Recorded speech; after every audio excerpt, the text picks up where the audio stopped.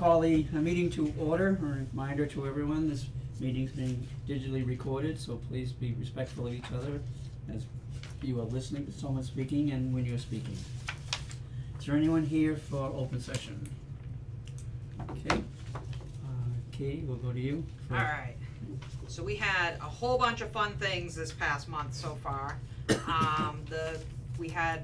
Since the last meeting, we've had Brunch with Santa, which that was so packed. We actually ran out of food over there at the Hubbardston Center School. We had so many people show up for Brunch with Santa.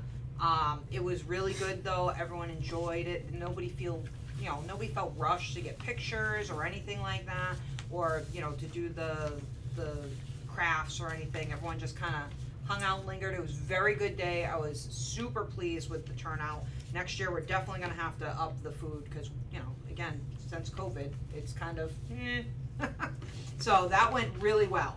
And then on the 10th, poor Santa was driving around on the fire truck, and that day it was pouring. And Santa still made his rounds with the fire department. The fire department took great care of him and made rounds to all the people in Hubbardston that signed up for that, so that was good. And then on the 16th, they had take pictures with Santa up there at the rec field. I saw a few pictures from different families that went up there that looked really nice. The gazebo's always so, bandstand. Bandstand's always so pretty up there with all the lights up there. So, coming up, we have, today's the last day for the light fight. The winners will be announced tomorrow. So everyone vote tonight. If you didn't have a chance to, I always leave it open for one more day just to make sure those last votes can get in. And then we have frozen assets coming up. Basically, that's pretty much January.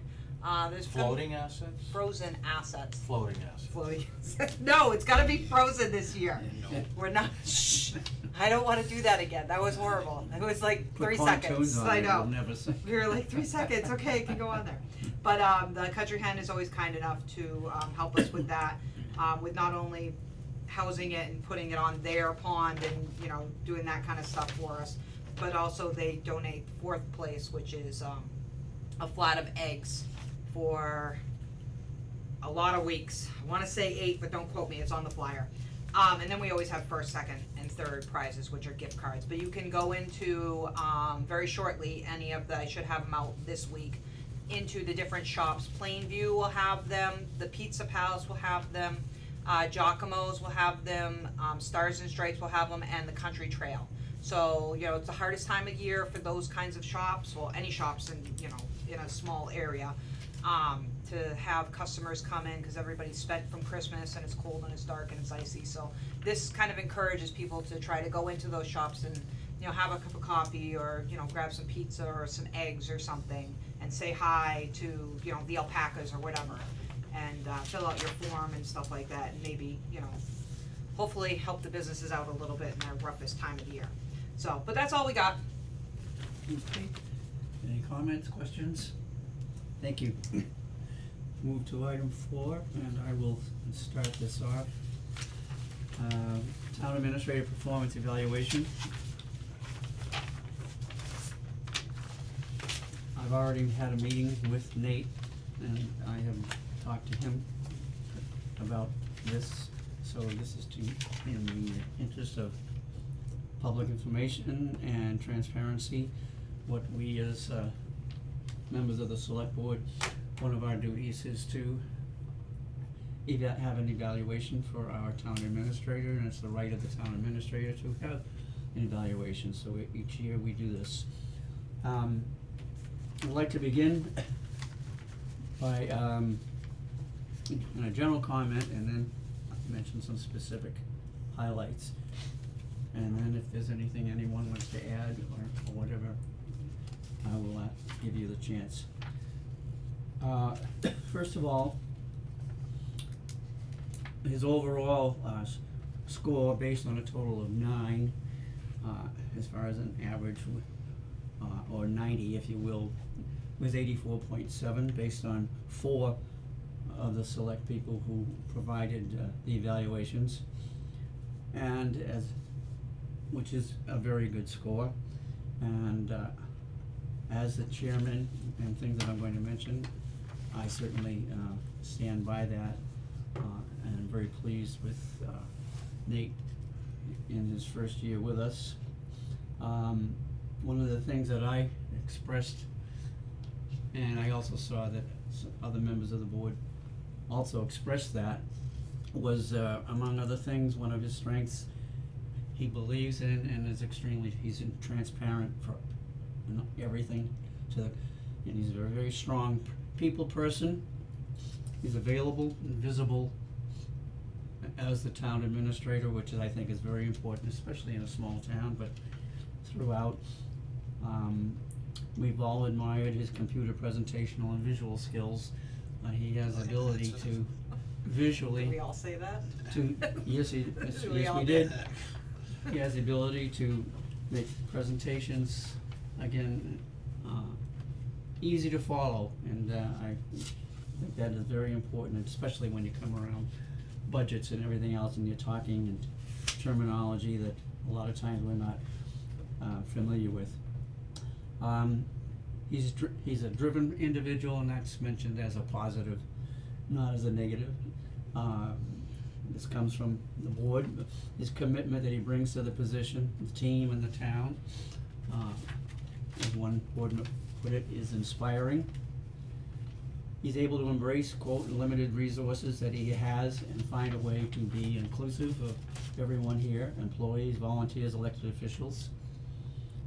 And going back to the limited resources, I think I also felt this was a strength, because we are in a unique position where we are a small town, limited revenue, so we have limited resources. And for Nate coming in fresh from a city form of government, et cetera, where they, compared to us, certainly do not have limited resources, it was quite the thing to have to adjust to, which he's still working towards, but he has certainly taken it as in hand and is representing us very well. He's not afraid to ask for help, he's eager to please, et cetera. He's eager to try something, and if it doesn't work, he can think on his feet and go another route, and hopefully if that works, if not, he's willing to say, okay, we'll find out and improve upon it the next time around. One of his strengths has brought to us as a town, and this does come as a positive comment on his background in Gardner and the city council. He has an incredible network, not only for town administrators, but politicians in Boston. And when you're a small town of 4,900 competing with everybody in the state, it's nice to have a little bit of an insider who knows where to go, who to call, et cetera. And they also recognize, oh, hey Nate, how are you? So this is a very positive thing, I think, for us.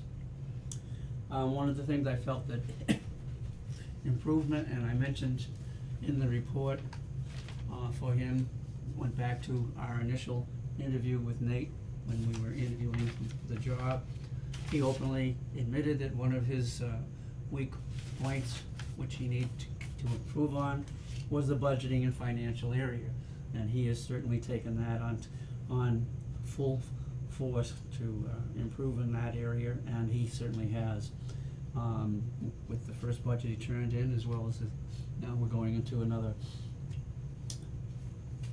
it's a trying time, just dealing with budgets, especially when, in a sense, this is an editorial comment on my part, but in a sense, before we even start the budget, we're behind the 8 ball. Before you even get something written down, and that's a tough thing to have to put in the hand of anybody's boss and say, hey, do it. But he's been able to deal with that, deal with the school committees, is improving relations there, because as we all know, we have a reputation of standing up and letting our thoughts, good or bad, be heard, and he has represented us very well in that area. Under objectives, Katie made a point of developing working relationships with the school committee, school department, and the state lawmakers, which I've already addressed he has that kind of a networking.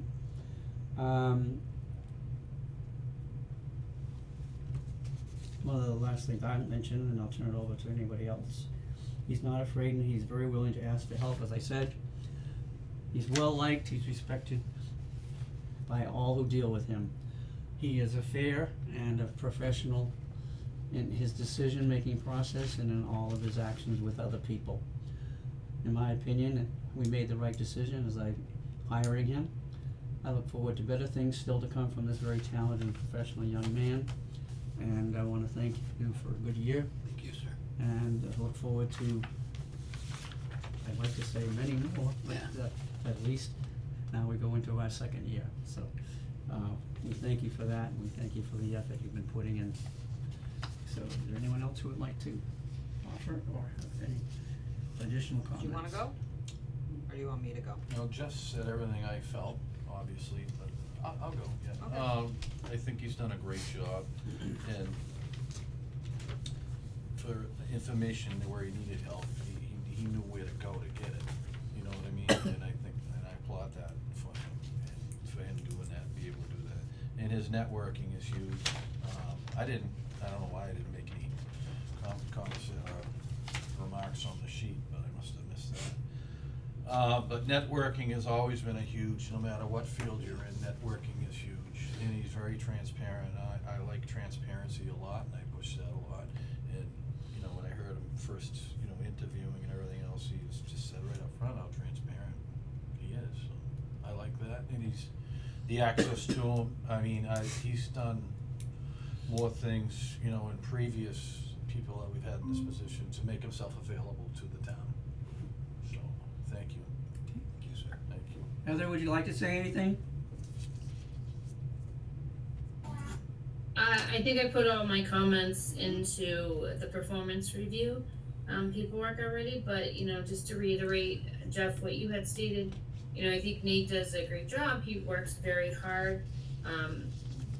This is, you know, his first year as a TA, which is always fun, always a challenge, and this in particular year has not been any easier than many of the years prior to it. So he's done a great job, and we look forward to seeing what he has and our working relationship and collaboration as we continue forward. Alright, so I'm always very frank and honest. We've had numerous conversations where you just kinda, you know, ask a question or ask advice or ask you know, like, where's this and how did this, you know, and we'll have a very matter-of-fact conversation. So he knows where I'm at regardless, because I kinda like that with anyone I talk to. But with Nate, I've told him numerous times, like, this is your first year, this is a learning curve. Mhm. And a lot of this stuff has been a very lovely learning curve.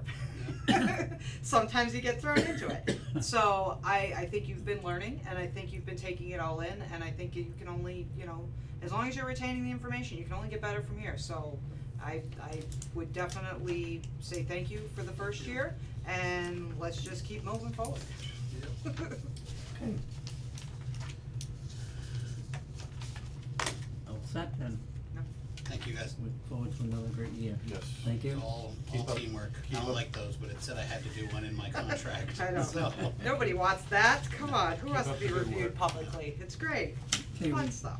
Move on to the consent agenda, I'll go through it, and then if anybody has a hold any place, you can indicate once I've gone through it all. Under appointments, we have Zoe Morris, Cultural Council, alternate member, expiring 6/30/2024. Autumn Brown, Animal Control Inspector, expires 6/30/2024. And we have one resignation, Jacob Hackler, DPW Equipment Operator, effective, I'm assuming that's the effective date, right? Yeah. Yeah. 12/29/2023. Are there any holds? If not, I would Can I make one comment, Mr. Yes, Chair? please. I'd like to thank Jake for his 9, almost 10 years of dedication to the town. He was is a hard worker and a team lead in the department. So the small department looks up to him, and I wish him nothing but the best in his future endeavors. Thank you. Okay. Anything else? If not, I would accept a motion to accept the consent agenda, I'll make a motion to accept the consent agenda. Second? and second, any discussion? All in favor? Aye. Yes, Aye. opposed, abstentions, motion carried, thank you. Okay.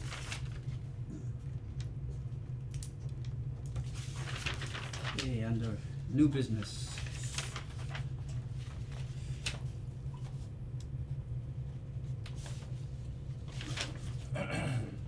Nate, the contract authorizations, I'll turn it over to you. Yep, so the contract authorization would be with Civic Plus, our web service provider.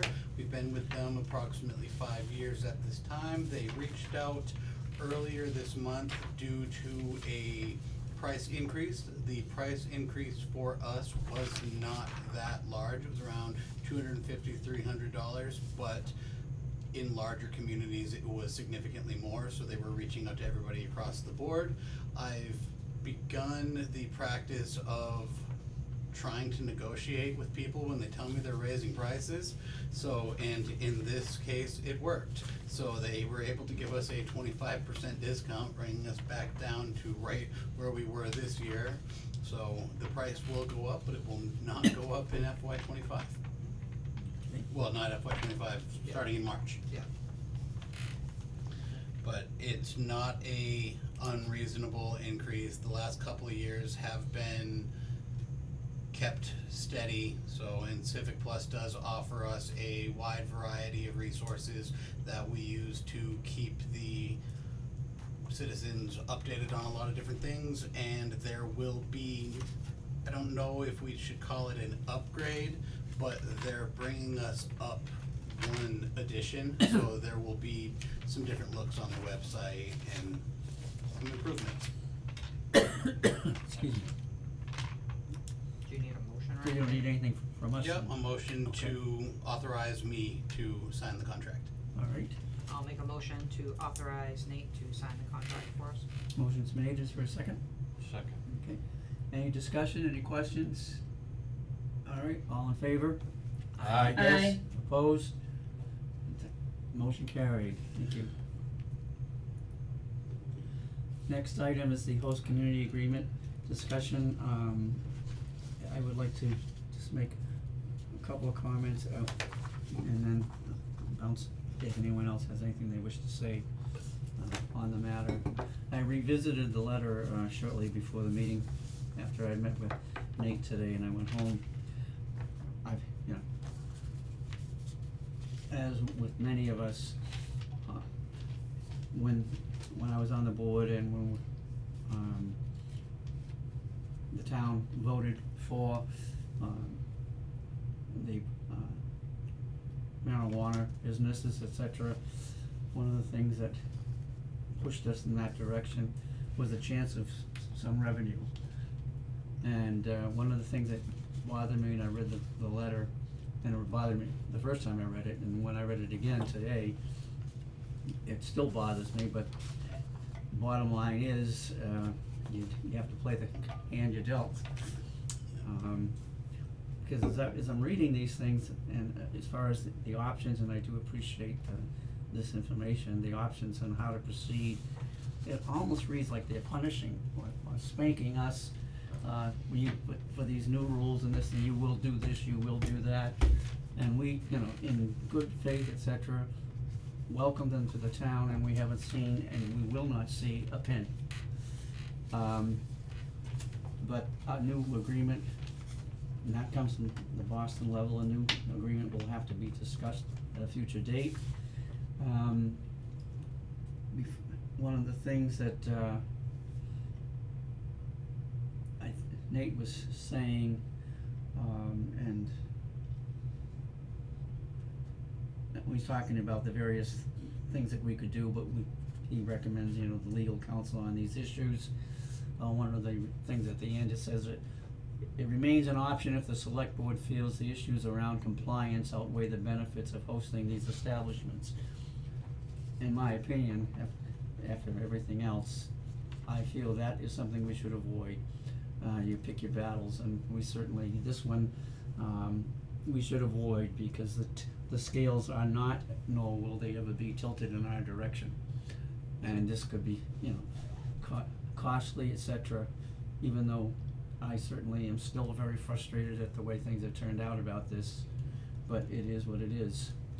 So let's, And that would never be to any existing establishments. That would basically be saying, hey, you know what, we're done with this. Yeah. After that, and I do recommend holding off on doing anything at all until we hear more. After I wrote this initial letter, I did meet with a KP Law attorney who is kind of the speaker on all of this. She did the MMA training. Her name is Nicole, and she was noting that she not only expects a boatload of documentation to come out in the spring once the Cannabis Control Commission kind of gets their act together. They're going through a lot of stuff right now.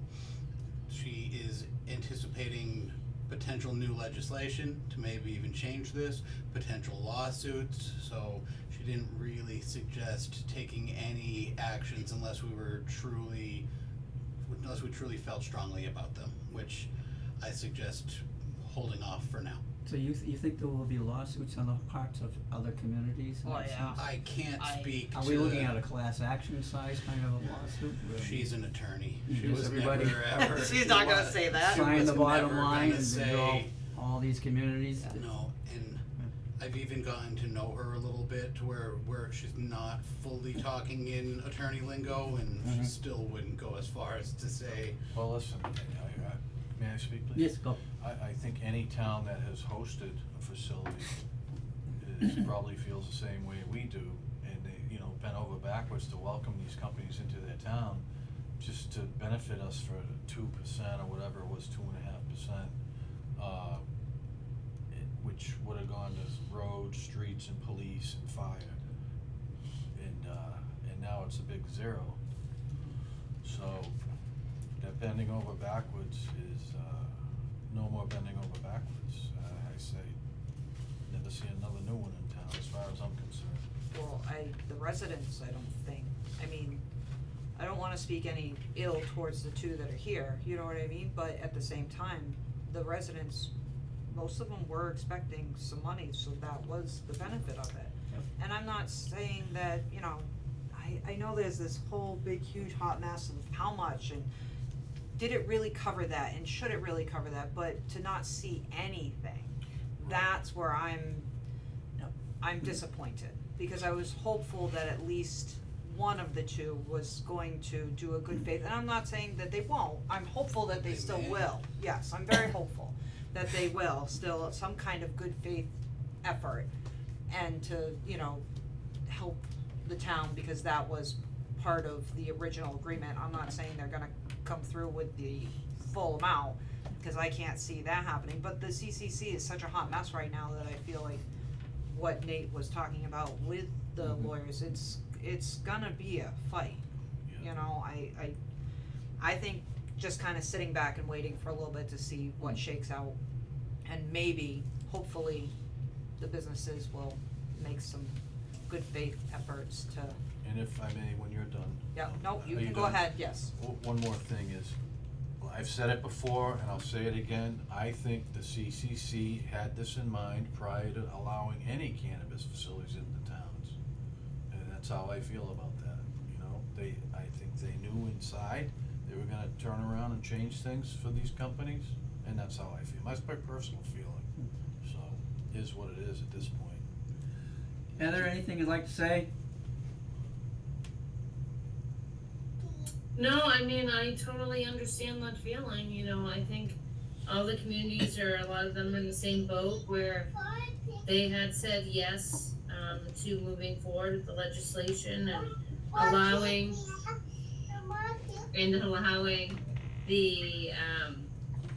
the bylaws to allow and invite in the these establishments, and then, you know, people kind of feel burnt on this side where they said, yeah, come on in, and, you know, we've been waiting and waiting and waiting, holding off on getting the money, and, you know, now it feels like it's never coming. So, you know, to Nate's point, you can't really go back and say, no thank you for your business, you're already here. We just try to work our best we can to be good business partners. But it really does bring up the question of, do we continue to keep the door open? Is there a benefit we're not seeing on that one? Or do we go and close the door after this and say, you know, we'll continue to be good community partners with our 2 businesses we have in town, but no more? Just for the good of the order, for people potentially watching at home, it's not necessarily a loss. We were just anticipating from the beginning a monetary gain. Right. For bringing in a new type of business.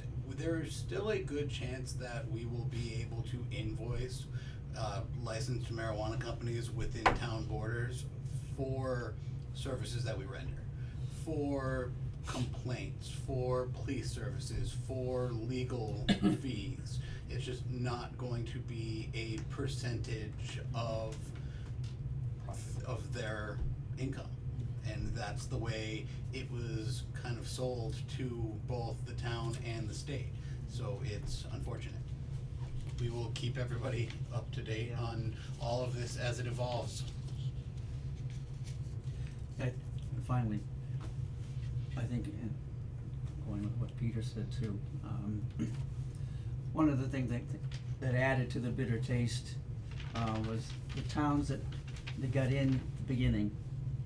In other words, once you said yes to on the vote that you can have marijuana business in your town, those that got in early, they got a payout. And Wow, yeah. some of them, they did very well. Mhm. And so I think that's what adds to the distaste, because we couldn't, it's the way things were working, the way we had to do certain things here, we weren't on the first ones at the door, so to speak. And then when we finally did apply and do everything we're supposed to do, then this happens, so it's tough, it's a tough bitter pill to swallow, but any last minute comments? Retail will still be kind of, not to inappropriately call it, but the cash cow on which way to go. There are potential tax earnings through retail, the same as it is on alcohol and that and tobacco, but that will be about it. It'll be a fair assessment towards alcohol, tobacco, Sure. that kind of. Any last minute comments on anybody? For the town, you mean as like an excise Yeah. tax? Yeah. On, like a purchase of a joint or something? Yeah, if we had retail, retail. which we do not. Right, it probably never will. I have not heard of any retail Nope. opportunities coming up, at least in short order. Yeah, one wants to, Yeah, but one wants to, but there's no paperwork or anything like that. Yeah. And They I haven't will got that work far. with the planning board, both companies' special permits come up in the next couple months, so we were kind of hoping to be able to deal with this first, but it sounds like we're not gonna be able to, so I'll work with the planning board on getting them started on the process to do their site plan. Okay. There's nothing else in terms of that we need to do, nothing formal about it, just let it linger. vent. Yeah, I know, let's let it linger. Okay, right, move to old business, TA report, Nate, if you would. Thank you, Mr. Chair, and thank you all three of you and Heather at home for both the kind words and the words of encouragement during the evaluation earlier today and in your written. I have thick skin, I worked, so I'm not. Were some of these that bad? I didn't read No, anybody else's. No, so I enjoy both comments that help me grow as a professional and are encouraging. So thank you very much. It is. I'm probably the meanest one out of the group. No. No. It's Christmas around here, so we have been, well, it's the holidays, so we have been decorating and painting snowmen and doing all sorts of That was fun. fun activities. All I would like to thank Mary, Tony, and Bobby from the office for putting together a wonderful snowman painting event. Even I painted one, I'll show you. It was fun. cute little snowman too.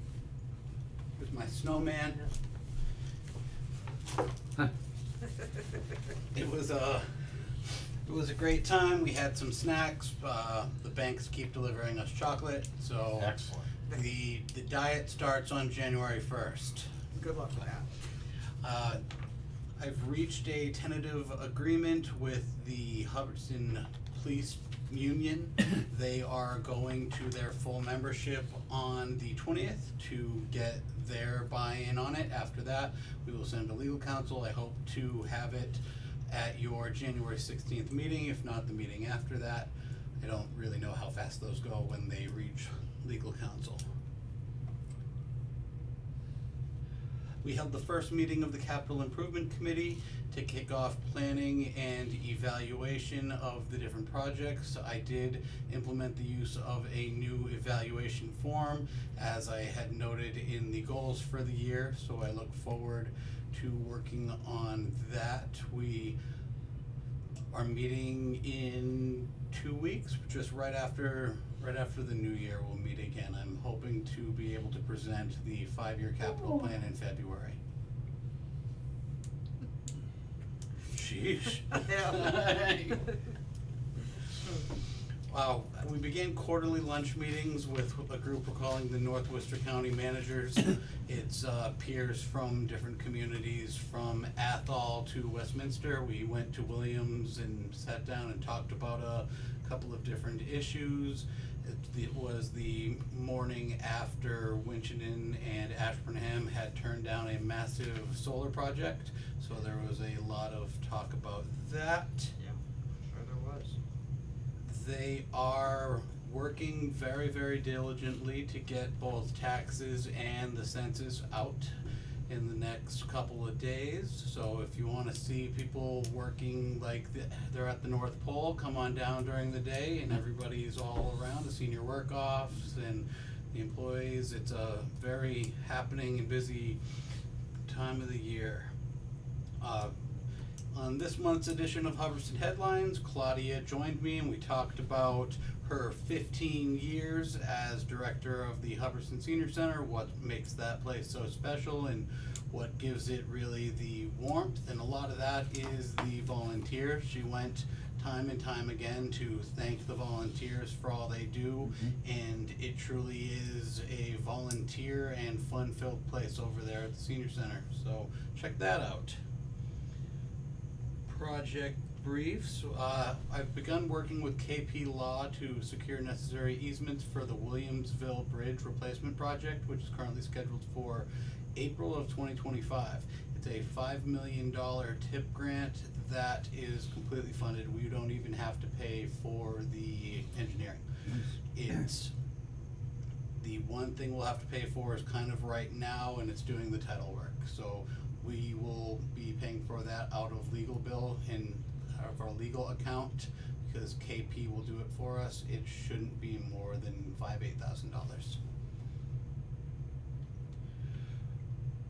While trying to navigate through the RFP process for the Gardner Road municipal tower, we learned that the easement for the property had not been filed with the Registry of Deeds. So anticipate a new easement for that coming up in the next couple months. I have to talk with Rutland about what that would look like first. So this is have really slowed it down after a couple of other problems, but I'm working with legal again to get that going. We'll have to figure out what a bond looks like, what a decommissioning agreement looks like. It will come in front of you in your next couple meetings unless it miraculously is found. But if I couldn't find it, and I made a couple calls to people that were here before and legal couldn't find it and the Registry of Deeds couldn't find it, I'm willing to bet that it's not out there. Not necessarily blaming anybody, but stuff happens and it was COVID. A lot happens around this town. We've begun working with the municipal aggregation consultant to bring together a plan to bring to the DOER that is going to take some time, but it is coming together. I will update you as I have more information on that. Internally, I have been working with Tricia Lowe, the new land use clerk, who is also helping in my office with special projects, to launch what is we're tentatively working and calling it a civics academy. We're hoping to have an 8-week program to drive volunteerism and try to get people to learn about the inner workings of their municipal government so that they wanna get involved and they wanna run for office. That's something that we will likely be doing at the same time as Rutland, but not with Rutland, because we felt like might be easier to market if there were just two communities doing it at the same time. So keep an eye out for that. We're having a photo contest for the annual town report, so to those watching from home, please submit your photos. Send them to Tony Walker at bos@hubbardstonma.us. That will be available until the end of January. Up to 3 photos can be submitted, and we will pick someone at the end of all this. They will be brought to the select board meeting to be chosen for the cover of the annual town report. Should be out in mid-February. Maybe March, let's say March. Yeah, like, Yeah. so don't push it. Yeah. Yeah, leave some wiggle room. Yeah, Yeah. like, Tony will be writing these minutes going, oh, why did he say that? This part is about the MMA marijuana meeting. I went to that. So for a while now, I've been meeting with the Princeton and Rutland town administrators on different ways that we could potentially work together to ease residents with trash and recycling. I'm happy to say that with the census, there will be a survey going out to see what the community feeling is on that, if it would be something that would be of interest. All 3 communities are sending it out. We're hoping that if the survey ends up saying that it is of interest, to start applying for a grant to look into those opportunities in the new year. The rural development, the planning board held a public hearing on the rural development overlay district, which may be getting a different It name. wasn't a public hearing, it was a listening. Listening session. Yes. Yep. Information. Yes. It was a listening session. It was great. A number of people attended. It was a very positive outcome. I think the planning board has a lot to sit back and think about prior to putting out a final revision of this to be brought forth to the select board, then for a public hearing and potentially to go to town meeting. Mary Markowski, Chris Barbera, and I just completed a comprehensive 3-month cybersecurity training. I learned a whole lot about cybersecurity and how to protect a USB drive and making sure that the computers at work are safe. I'm hoping that another group of people will be willing to attend it in the spring, so that'll be good. It's offered by the Commonwealth of Massachusetts. We received it as a grant. Fair share road funding.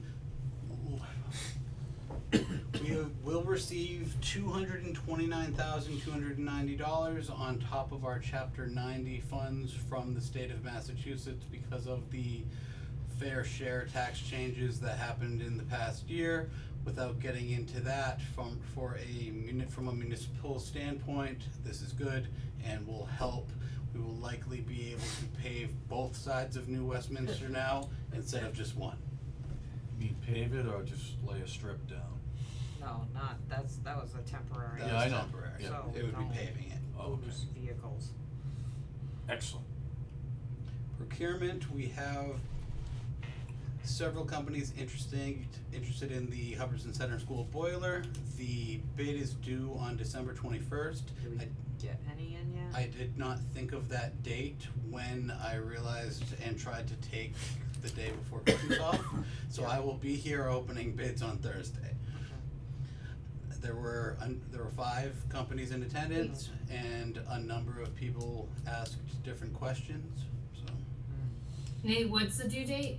Thursday, This Thursday? yep. Do you have a provision in your procurement documents that say you can't do any amendments within a period of time? I don't believe so.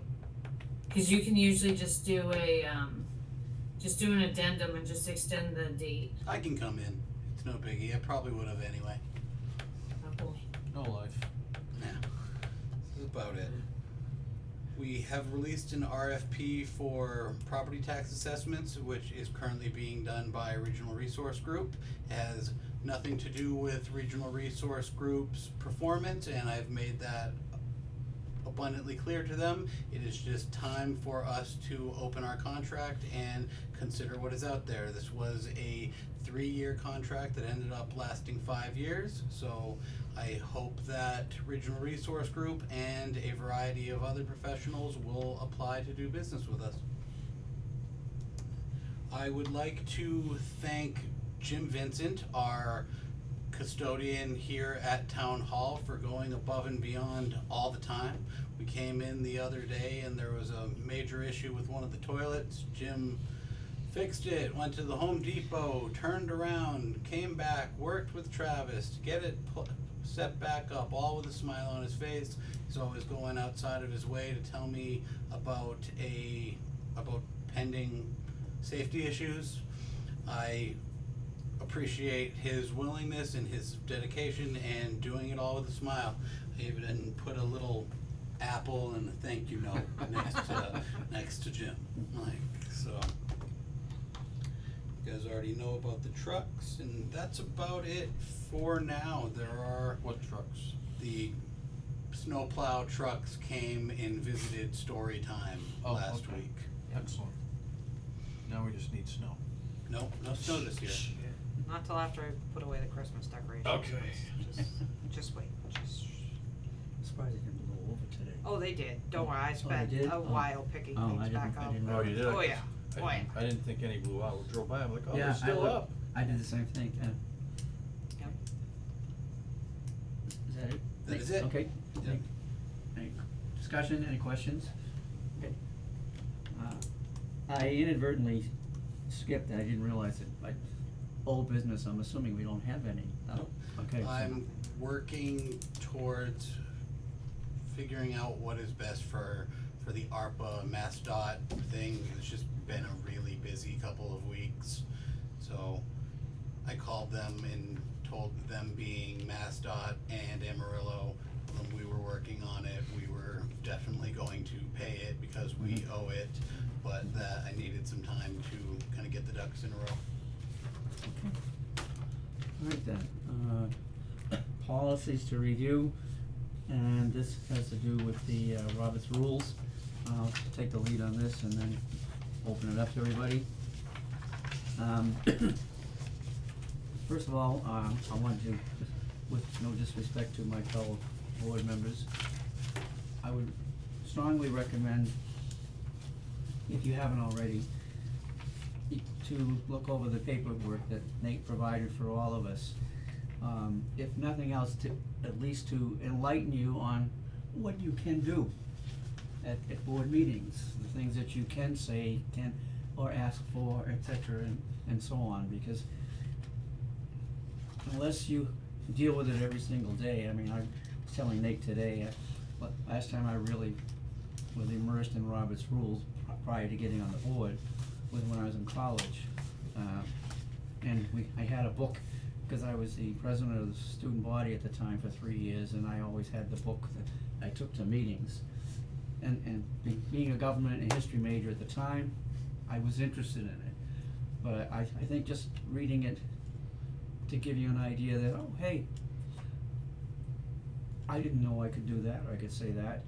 No one's expecting you to quote chapter and verse. That's not what Robert's Rules is all about. It's a guide. It's not cast in stone or cement that if we deviate slightly, that lightning is going to strike us. That's not the intent of them.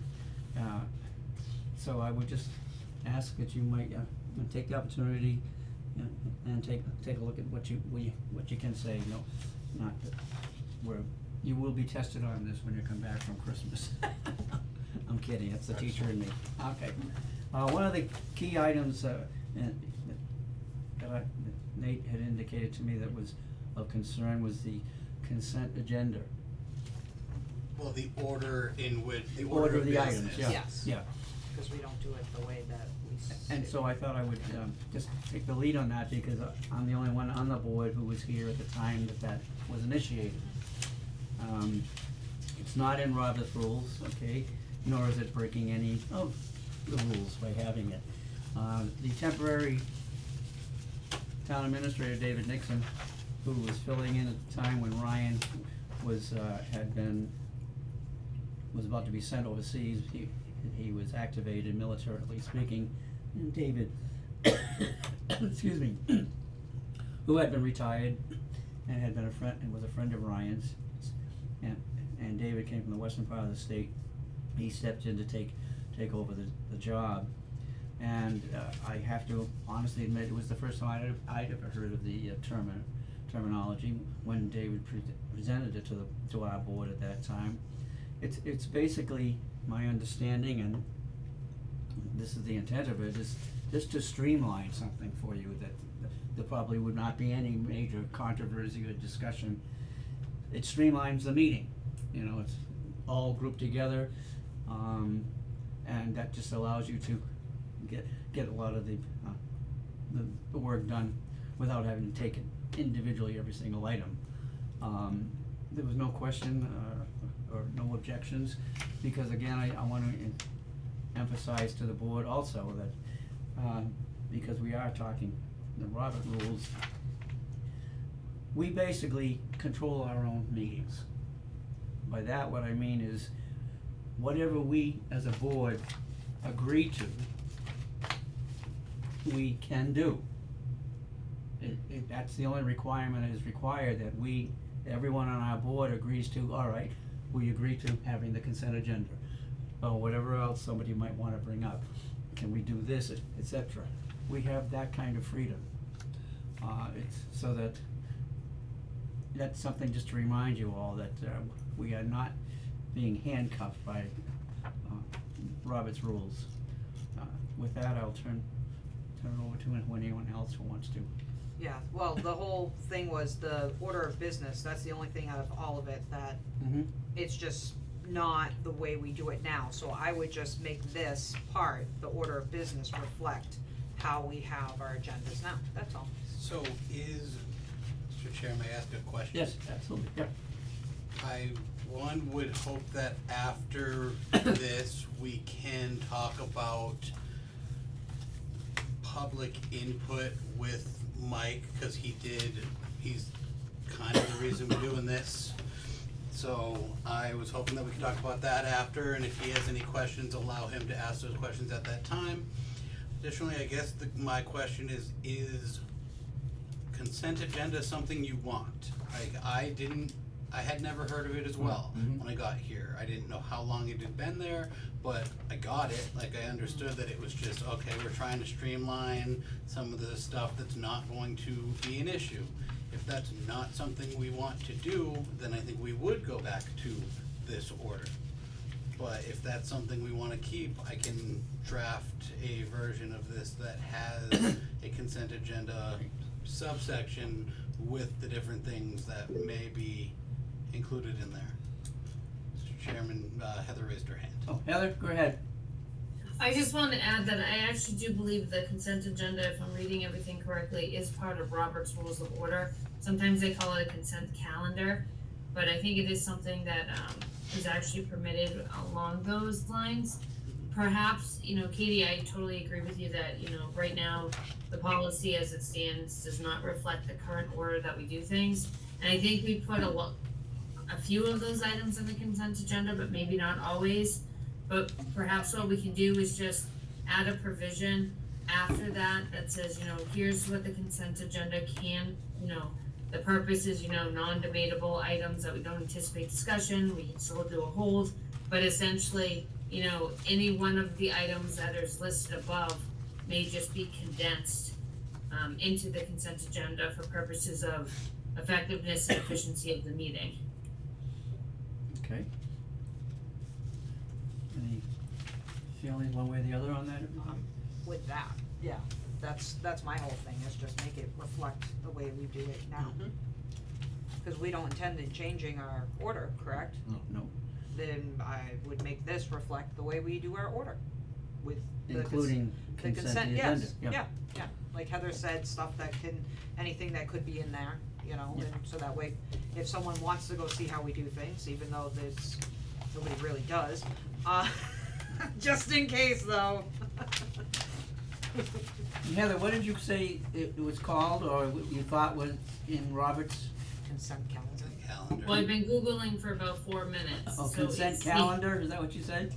Yeah, sometimes they call it a consent calendar, but other, towns also often just call it the consent agenda.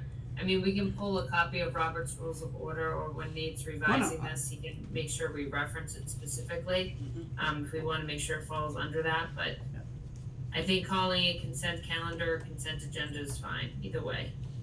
So, and all that does is take your, like, people getting hired, people leaving, just combines them into like one issue. Minutes. Instead of going over each individual. Yeah. Yes. So it And saves discussing time. them, right. It streamlines. It's, Yeah. you're anticipating that there's no controversy Yeah. here, you're anticipating that these are gonna go right through, and that Yeah. shortens the business Yeah, I'm all for it. and the If time. my office, through the chair, anticipates incorrectly, you can hold. Yeah. Right. That's it.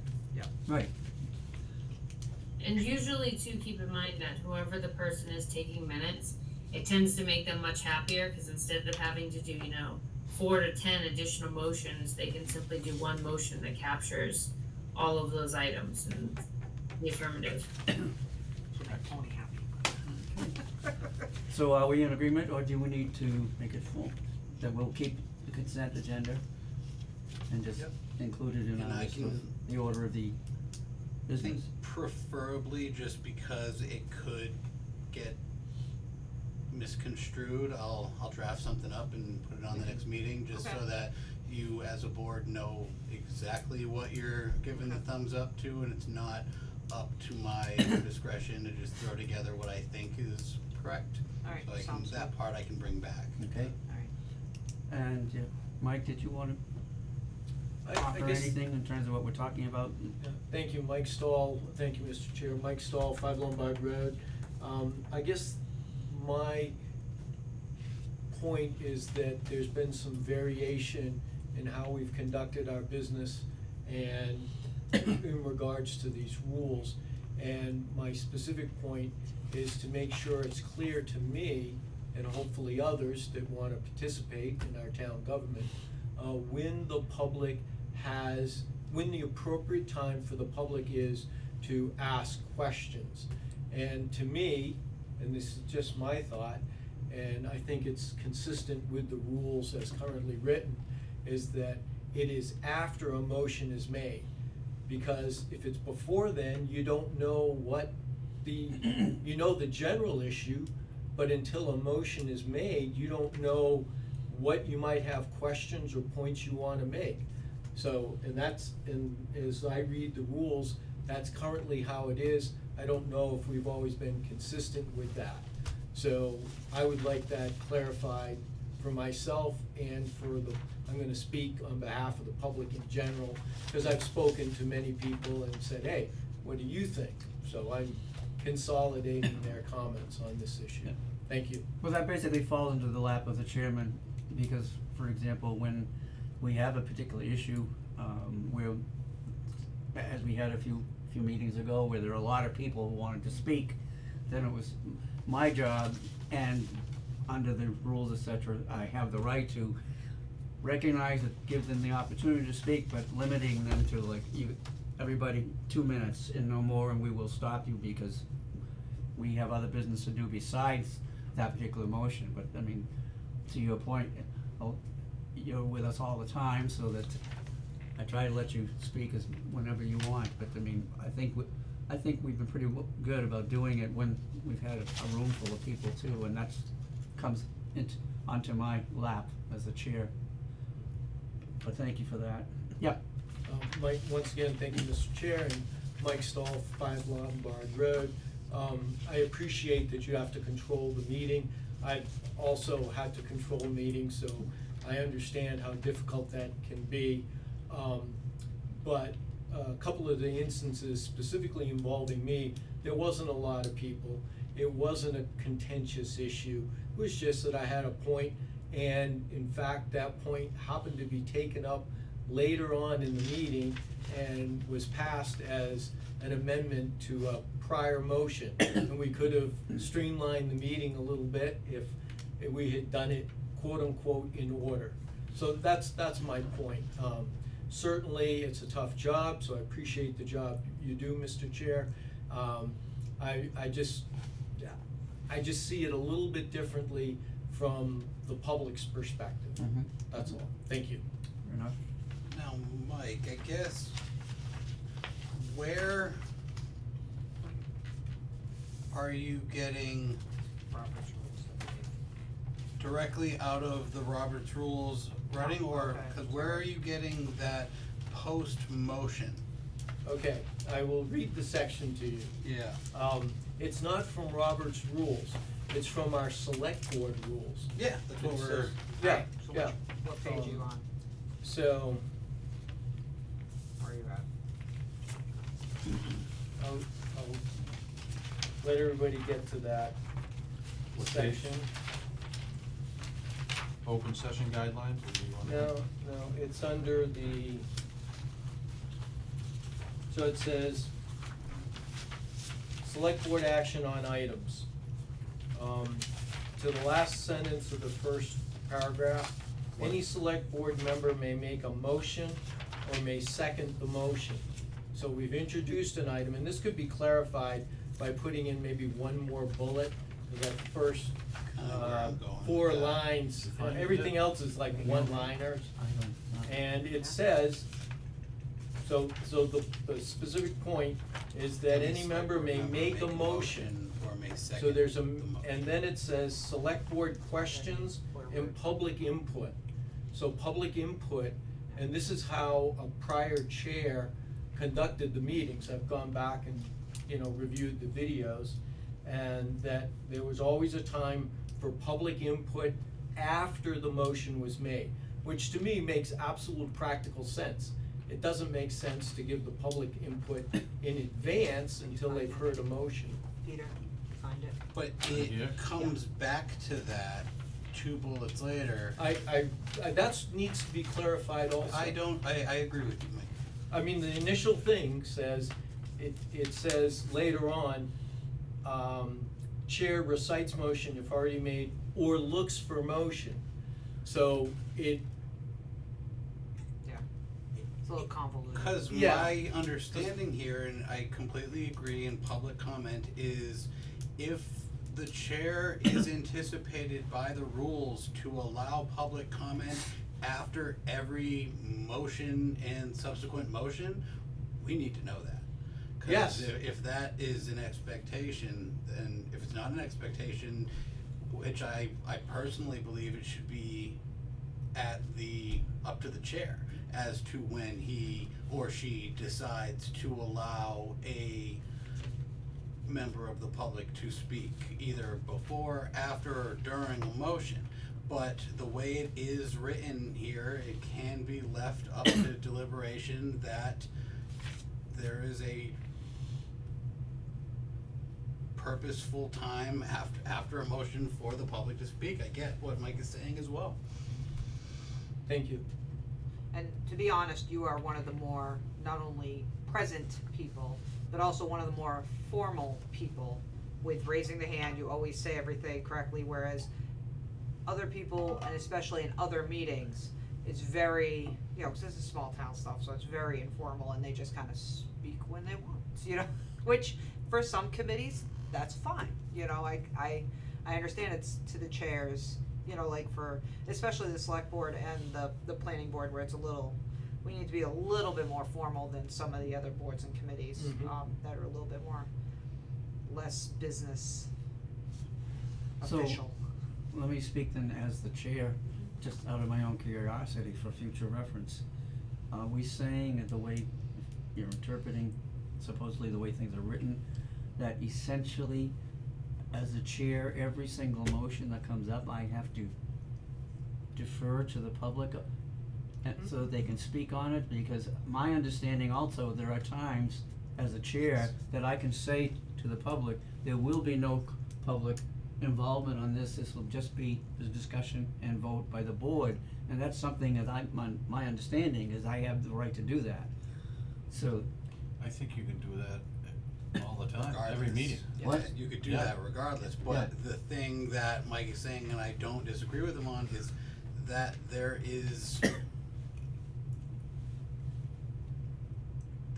an opportunity in there to understand that as a member of the public would get the opportunity to speak after a motion is made. So in other words, if there's going to be public Mhm. comments, that would be the time, after the motion is made.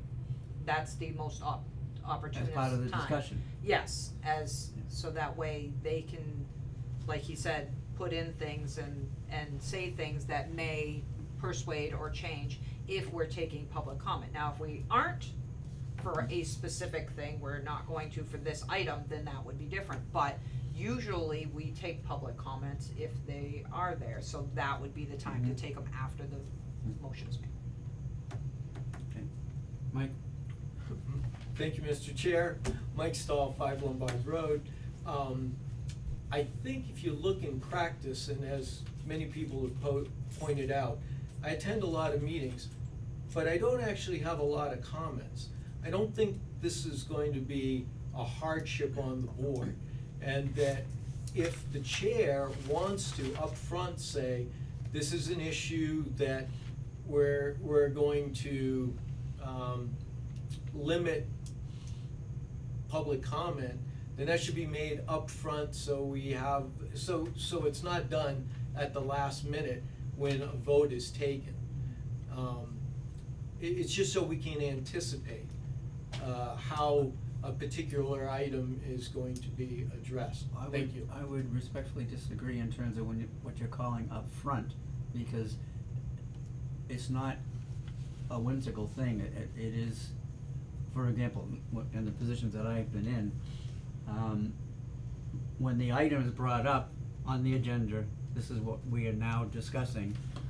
This is to me when I make and this is how we're going to be doing it, as opposed to before we open the meeting, everybody look down number 5, you're not gonna be able to, I don't see it being run that way, and that's what I'm assuming you're saying, because that's, you're really tying the hands of.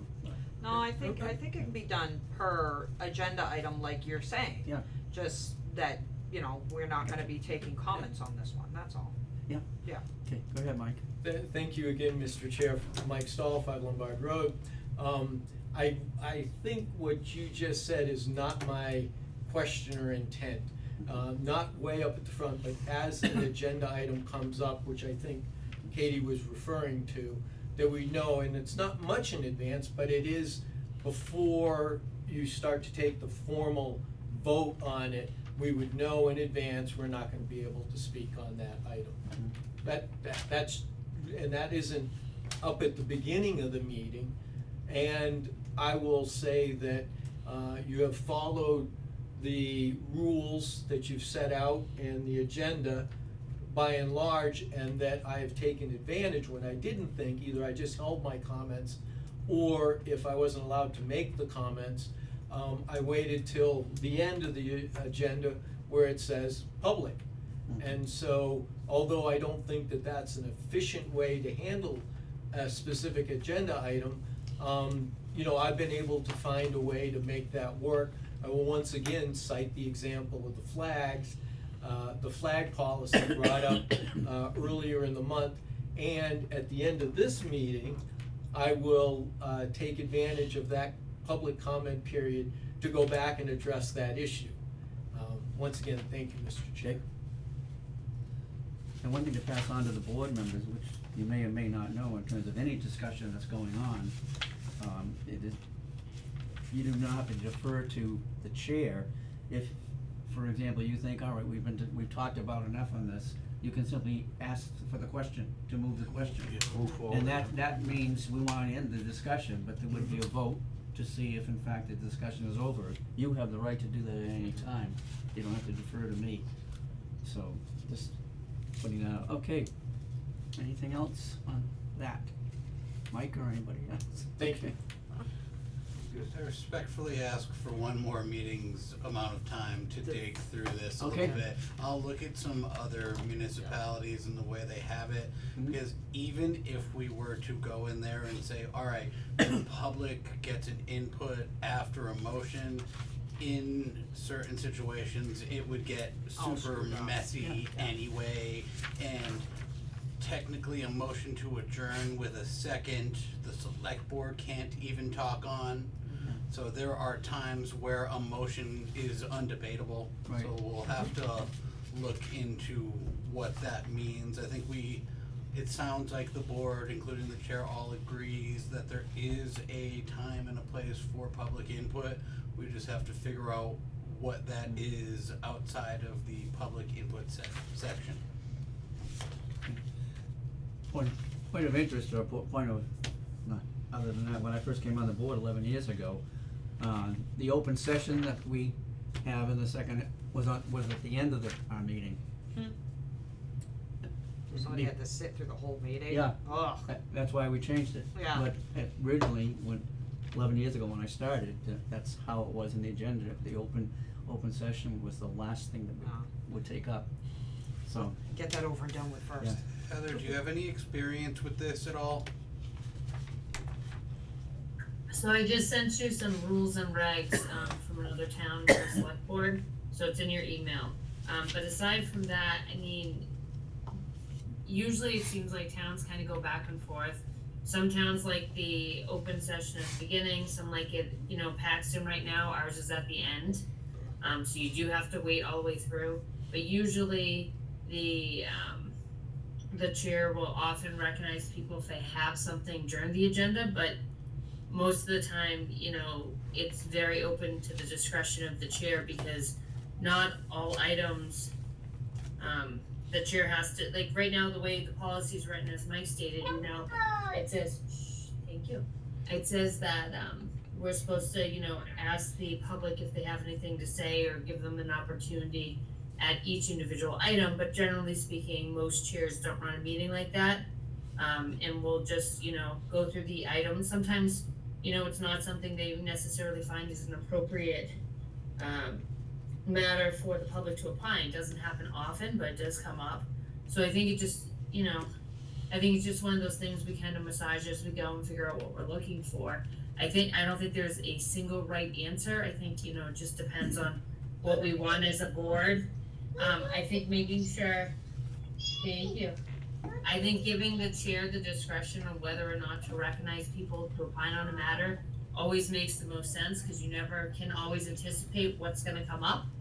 And there are times where, you wanna make sure that it's just a select board discussion and it's not really appropriate for the public to comment on it. It also could tie up the meeting if every time the select board has to say, the chair has to say, excuse me, is there anyone from the public who'd like to opine? That being said, I think the way Jeff's been doing it for quite some time now, and usually it's Mike in the audience, right? If Mike has something to say or wants to ask something, he'll raise his hand, and usually Jeff will, as long as it's appropriate, will recognize him. And I think that probably makes more sense than to, check in or have a policy that has you checking in with the members of the public every turn. But there are, like I said, every town does it a little bit different. There are different variations out there. However this goes, Mike, I do agree that that's what that says. So, but another thing too, and to Heather's point, when she's talking about other chairs, et cetera, with all due respect and no disrespect intended, we are the elected body. We are the only ones that vote on the issue, and my point being, we have to achieve and do the business of it to get it done. So there has to be some kind of a controlling factor on a meeting, because it's not a democracy in the sense, it's not an open town meeting where every single thing is gonna be discussed by the back and forth like that. It doesn't work that way, so I think that's the other side of the coin. I mean, that's why we get paid the big bucks. Oh, yeah. But also, you also have to think about it too, is if we do have a very long agenda, if we open it up at every single thing, we're gonna be here all for night. 5 hours. Now, lately, we've been having a much lesser agendas, so not a big deal, and like I said, it's usually Mike here. There's not too much, but we have had some meetings that it was a little bit more lengthy and we had to put a stop to it at some point. Good example, when we start talking budget, Yeah, for every line item, are we gonna have to then, yeah, back and forth, we'd yeah. never, Technically, never- the way I did we'd it be here last year, forever. yes. Huh? Yeah. We'd be That here was a long forever. meeting. One more time and then we're gonna move on, go ahead. Wrap it Thank on you, up. Mr. Chair. Yeah. Mike Stahl, 5 Lombard Road.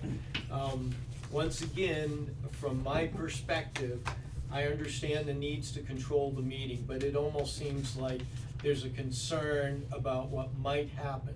I reflect over the last 2 years that I've attended many, many meetings, and I think you can either count on the public to be somewhat restrained, and as I believe I'm one of those people, because I'm one of the ones that show up, and that you have to control the meeting. I completely understand that, and I can't stress it enough.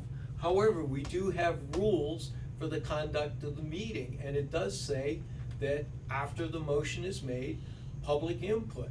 So I'm just following the rules, that's it. If you change the rules, that's fine. I will then continue to follow the rules. I don't believe that this is a big problem. For those items that are contentious, and I can appreciate, I also have to do things. I know the agenda can get long. I purposely limited myself, but on an item a few meetings ago, it was a very long meeting. I made the conscious decision to the end that I would limit my time to 30 seconds, but it was appropriate to an agenda item. It was a safety item, and it was at the same meeting where the snow removal plan was reviewed. And so I took that very limited item, and thank you for acknowledging me at the end of a very long meeting. I was debating whether to bring it up at all, but I think it was appropriate and that you followed the rules by, acknowledging me and giving me that opportunity. Again, I will reference the flag policy meeting. Once again, eventually I was acknowledged and there was an issue. It was reviewed and a prior motion was amended. So once again, I appreciate your efforts. Yeah, I'm not paid much to be here either, just so you know. Thank you again, Mr. Chair. Okay, anything else? I'll do some digging. I'll do some digging Okay. on this and see, cause it does say it. Merry Christmas, that's your homework. Yeah, I have a lot of homework. Yeah. Okay, then matters not reasonably anticipated by the chair. Are there anything to be brought before? I got nothing. Public press, before the motion to adjourn, I would like to thank all members of the board for your time and your hard work and devotion to keeping Hubbardston moving forward, given our limited resources. And I would like to thank all of you for your support of me as your chair. I would wish to express to all of you Merry Christmas, a Happy New Year, and Happy Holidays to all, and to all a good night. Yes. So, yes, Mr. Chair, Mike Stahl, 5 Lombard Road. Are we now to item 11? I've already went through it, I said public and press, because we don't have any Well, he's press. public. Yeah. Well, I'm sorry. Okay, okay, just, I'll recognize you, but Okay, if thank you you. have something else, this should have been brought up on the matters not anticipated, as opposed to public, because we've already made all of our comments about the things we're talking about, but go ahead.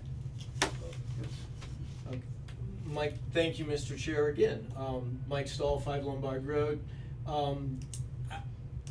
I thought we just went to the public, press questions. I'm the public in this case.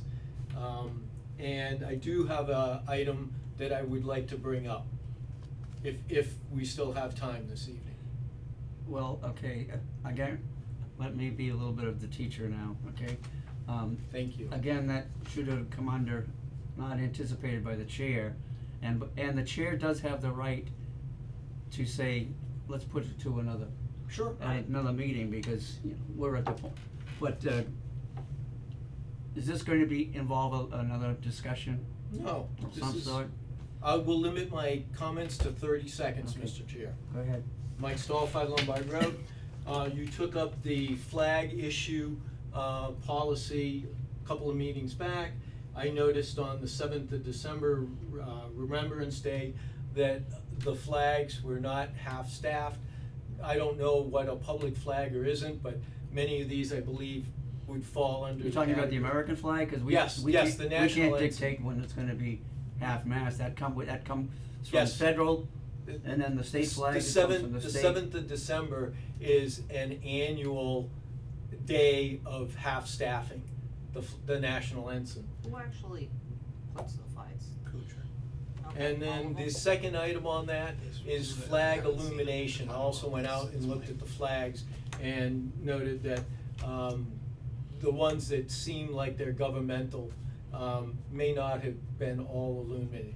Thank you, Mr. Chair, and I, also say thank you all for the hard work you do for the town. Thank you. Thank you for coming to the meetings. Okay. Thank you, Mr. Walker. I would like to make a motion to adjourn, please. I'll second that. Second, all in favor? Aye.